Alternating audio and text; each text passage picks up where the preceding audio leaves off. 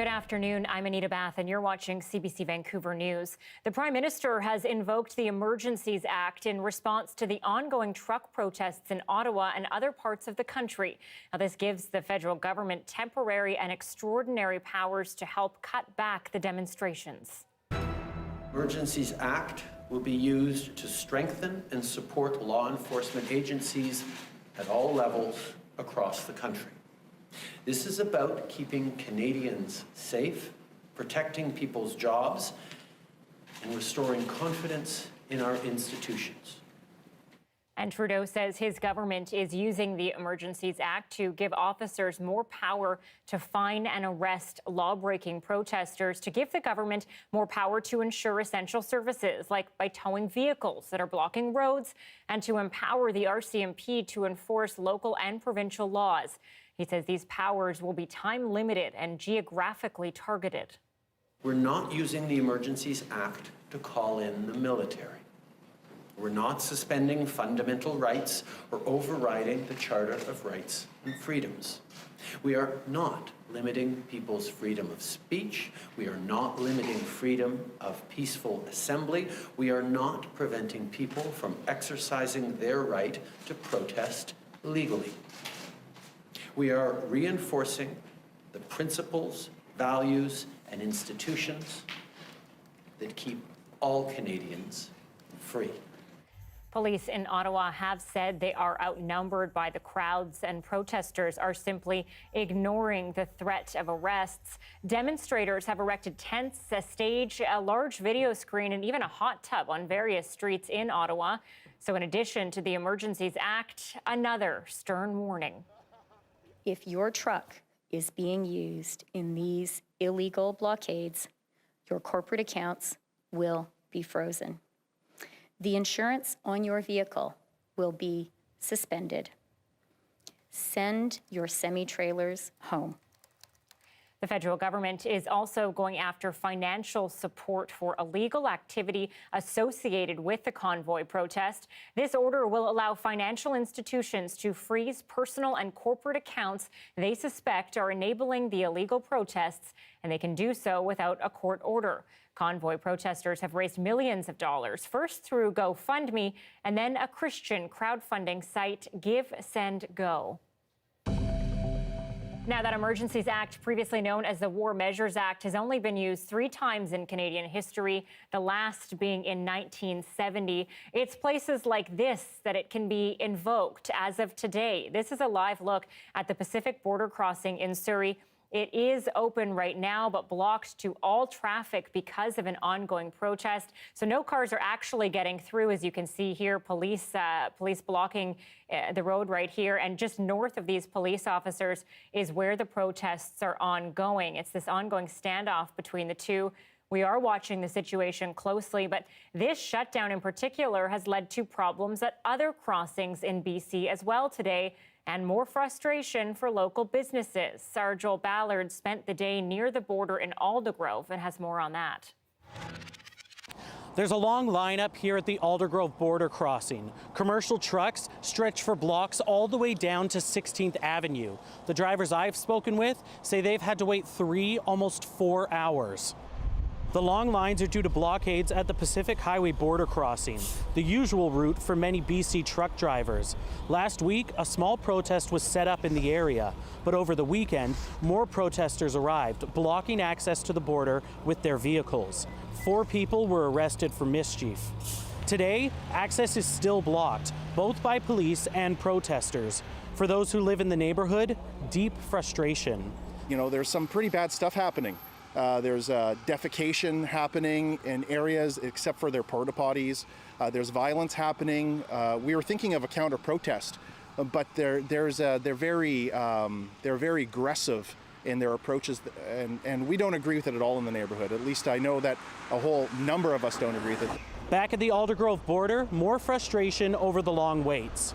We don't know how long it's gonna go on, keep going on. You know, maybe we are stuck back in the line again tomorrow, and we don't know how long it's going to go. I wish it wasn't happening because I didn't have to wait this long then in the lineup. It's pretty frustrating. Everybody's allowed to protest. Everybody's allowed to do what they want to do, so it is what it is. As long as they don't get into fights and arguments, I guess they got to keep it into a. Technically, the Pacific Highway crossing is still open, but there's simply no way for drivers to access it. The CBSA and Surrey RCMP say there's no clear timeline on when access will be restored. Joel Ballard, CBC News, Aldergrove. And in Vancouver, the annual march honoring missing and murdered Indigenous women is marking its 30th anniversary today.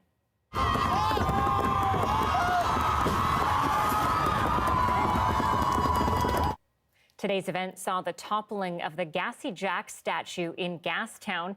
Indigenous women from across BC have been calling for the lesser-known history of John Dayton, also known as the father of Gastown, to be made public.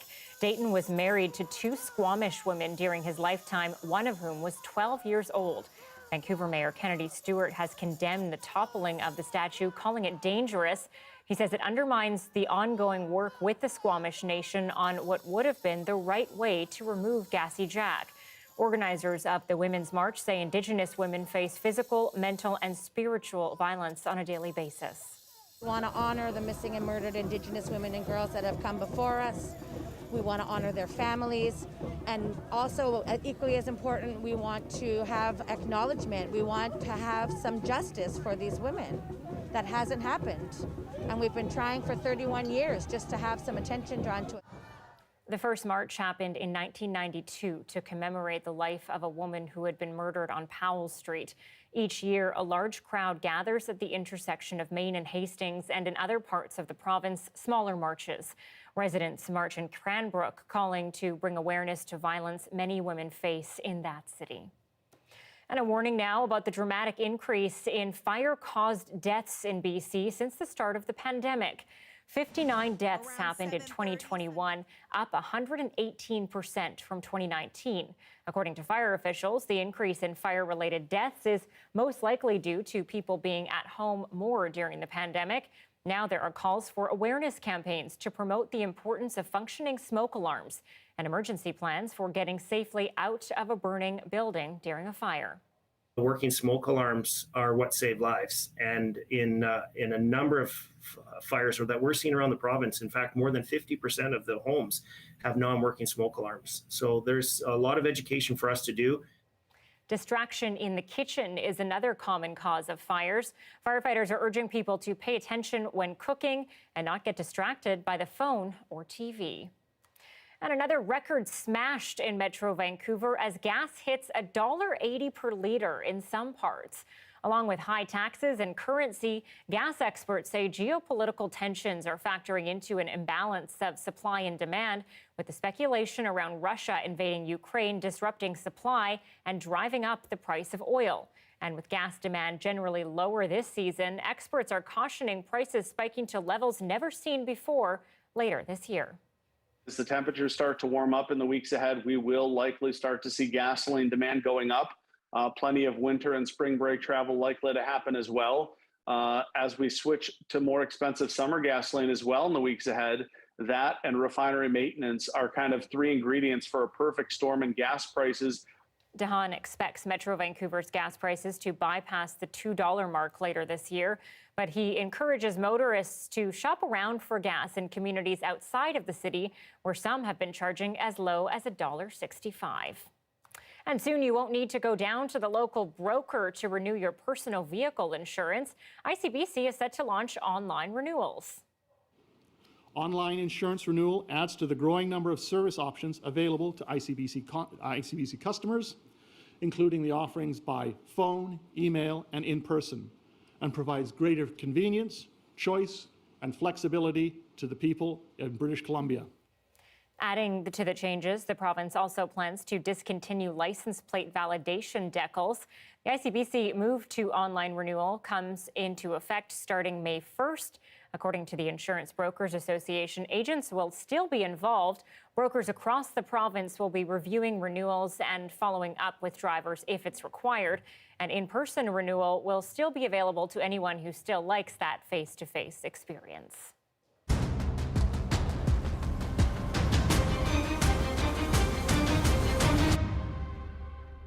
Let's check in now with meteorologist Johanna Wagstaffe. And Joe, you're looking at this big study that's been out linking climate change to that huge storm that hit us in November. Can you tell us about that? What's the finding?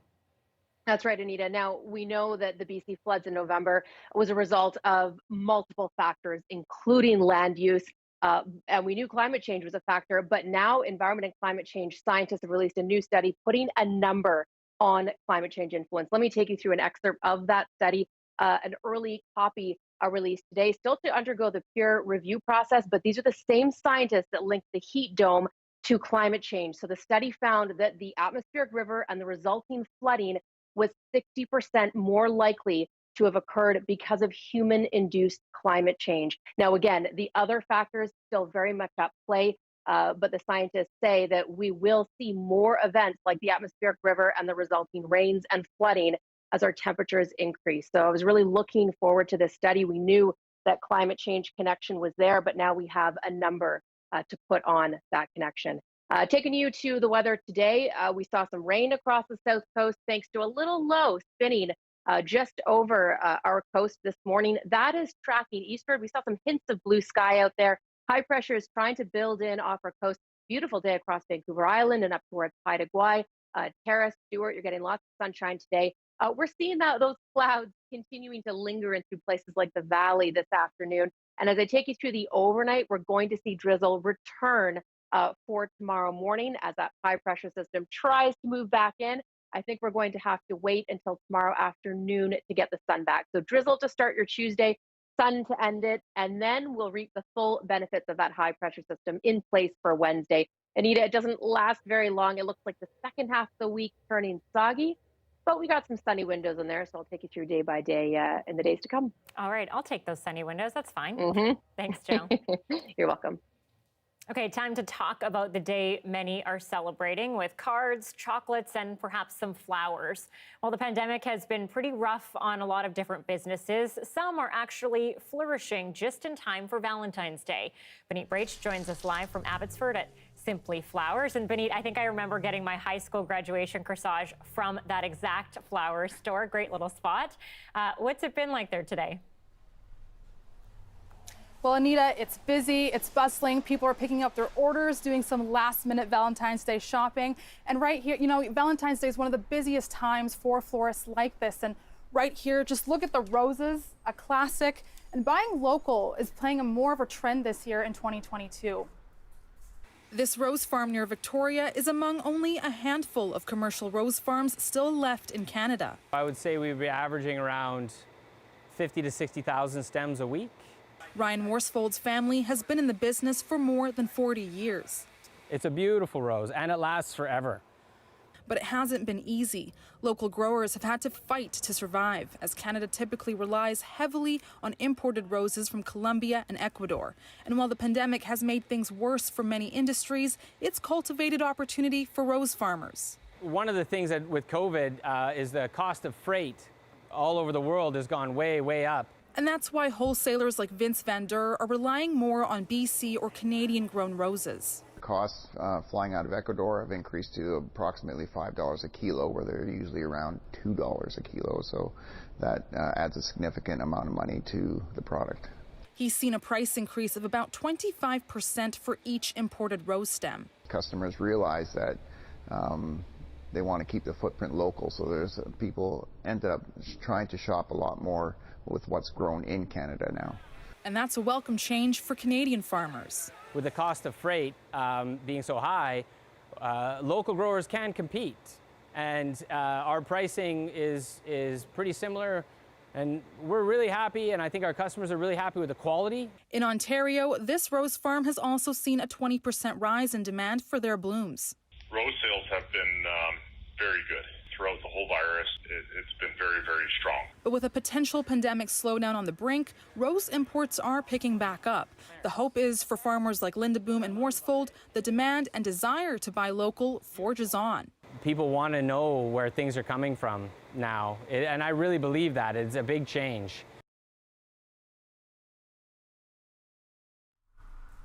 And this Valentine's Day was one of the busiest yet for Eurosa Farms. Their flowers have been shipped to BC, Winnipeg, Portland, and right here in Abbotsford. And as for the flower shops today, they'll be staying busy till closing tonight. Anita? No kidding. I'm sure a lot of last-minute shoppers. Benit, thank you.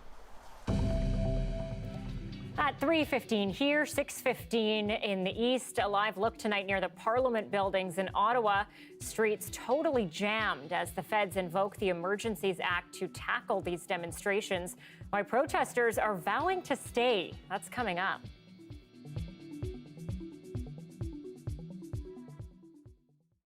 Thanks for staying with us during our commercial-free live stream. Well, 15-year-old Russian figure skater Kamila Valieva has been cleared to keep competing at the Winter Olympic Games. Now, this is despite failing a drug test for a banned substance in December. The CBC's Anthony Germain takes us through why the decision has gone the way it has. Well, the Court of Arbitration for Sport made the ruling for 3 reasons. First, Valieva never tested positive for any banned substance at these Olympics. Secondly, she's only 15. She's a minor. There are special rules, more leniency when it comes to doping for somebody who's just 15 years of age. And then there's the overall fact that these allegations and findings happened during these very games, and that simply was fundamentally unfair, according to CAS. The athlete who did not test positive during the Olympic Games in Beijing, but is still subject to a disciplinary procedure on the merits following her positive anti-doping test undergone in December 2021. In particular, the panel considered that preventing the athlete to compete at the Olympic Games would cause her irreparable harm. Now, Reeb also pointed out afterwards that there was also the fact that the lab, when these tests were done back in December, the time lag between that and the start of the games, that was also unfair. And interesting, earlier in the day, before this decision came out by CAS, the IOC at their briefing, Mark Adams, a usually mild-tempered spokesman, was a bit frustrated when he spoke about the fact that the IOC would abide by the decision. We have to follow the ruling of CAS, and we will follow that decision to the letter. Whether sometimes we like decisions, sometimes we don't like decisions, but it's like the law in any country. You should follow it. And yet, once the decision came out, the IOC put out a statement, and now the medals are in complete limbo. For Valieva and in the female category of individual skating, there will be no medal for anybody if she finishes in the top 3. And we already know that the team medal, that one was already scrapped as far as these Olympics go. So figure skating under a cloud right now at the Olympics. The Americans took to Twitter, of course, in the team event. They finished second. They could get gold if the Russians were to be disqualified. On Twitter, they said, "We're disappointed by the message this decision sends." So an ongoing story here in skating, and skating is yet to be completed at these Olympics. Anthony Germain, CBC News, Beijing.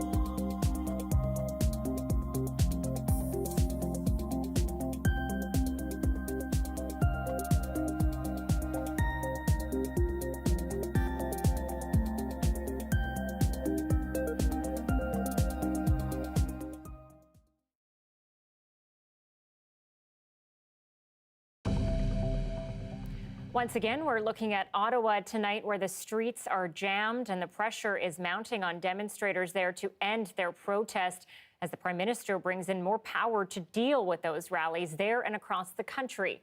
But as Rafi Boudjikanian reports, it may take a lot more to get them to move. Police trying to tell some demonstrators to clear the way out of residential areas, in some cases with little luck. This crowd stopped talking to officers once the media showed up. And as for the Prime Minister invoking the Federal Emergencies Act, they finally hit an industry that had, the machinery and the gumption to go up and make a stand. I'm okay getting arrested. Yep. And if they really got to it, I mean, I've lived a good life. We've got so many people, even if they try and put in an emergency act, whatever that entitles, they can't do anything to us. Like, they can try and take down a few people, but we've got so many people that they can't stop us all. In fact, there were more signs of digging in deeper today, such as this warm-up tent right by the National War Memorial this morning. The convoy's lack of fear perhaps buoyed by how, despite an existing provincial state of emergency, police conducted no enforcement over the weekend during these block parties in front of Parliament Hill. But experts say today's move by the feds is different. The protesters are camped outside the Prime Minister's office, outside key federal government departments and agencies, including some of our central intelligence offices in downtown Ottawa, camped outside, obviously, the Parliament. And this has to end. The protesters are going to be put under siege and they're going to be isolated. And this will be a first step to clearing them out. But organizers of the convoy, too, say they will not be deterred by the Emergency Act. Meanwhile, there's this. At least some convoy trucks agreed to the terms of a deal with City Hall today, clearing out of residential areas and moving to Parliament Hill. Now the question, how much longer will they stay there? Rafi Bujikani on CBC News, Ottawa. Alberta RCMP has seized guns and arrested 11 people. It's after an investigation last week into an organized group protesting near the U.S. border crossing in Coutts. What we now know at Coutts, following an exhaustive investigation from the RCMP, is that there is, at least in that case, a small cell of people who wanted to take this in a very dangerous and dark direction. Mounties say they confiscated long guns, handguns, multiple sets of body armor, a machete, and large amounts of ammunition. Police say the small group appears to have shown a willingness to use force against the police if attempts are made to remove the blockade. Alberta's Premier Jason Kenney says now that this security challenge has been resolved, the closure will no longer be tolerated as police expand enforcement. But Kenney does say he opposes the Emergency Measures Act declaration. Well, it was a Canada versus China game, but you might have seen some familiar names on both teams. Why so many of the Chinese players are from Canada, even BC. That's next.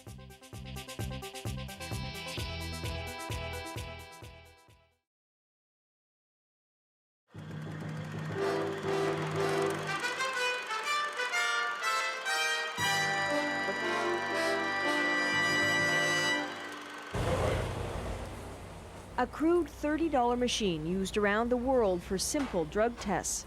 The stakes are different for athletes, and so is the technology. It was a higher-tech version of this machine that produced the bad news for Ross Rebliati.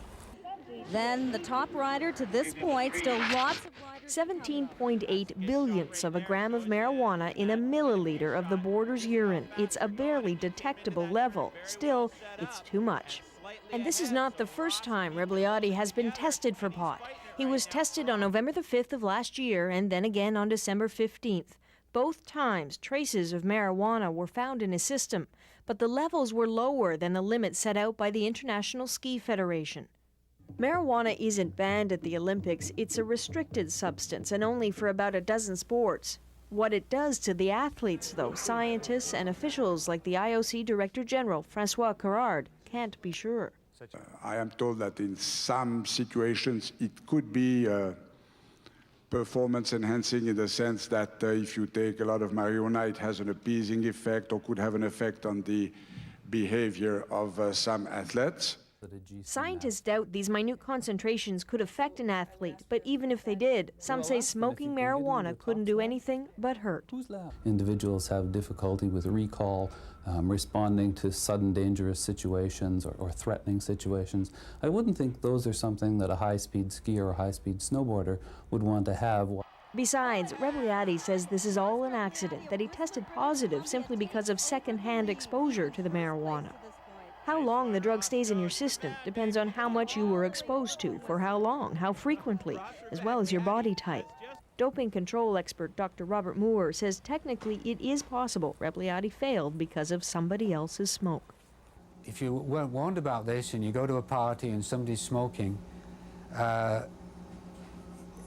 you could test positive.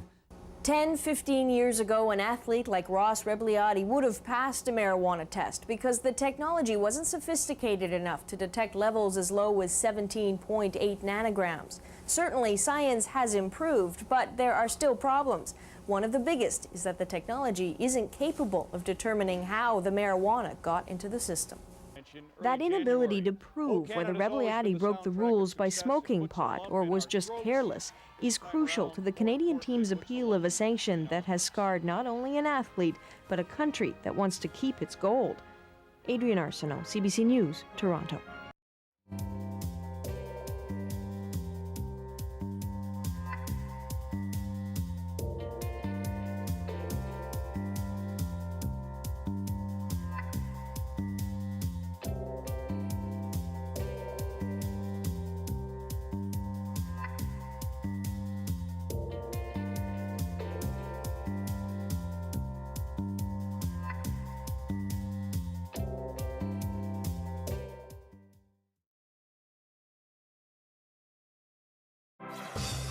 Hi, I'm Amy Bell, and here's what's in your CBC Vancouver inbox. Get Metro Vancouver news that matters to you all in one place as it happens wherever you are with the free CBC News app. It's easy to use. Open the app and set your local tab to BC for news that's curated to you. And you can even watch live streams of CBC Vancouver News at 6 with Anita Bathe and other CBC News broadcasts on the go. Download the free CBC News app and stay connected to where you live.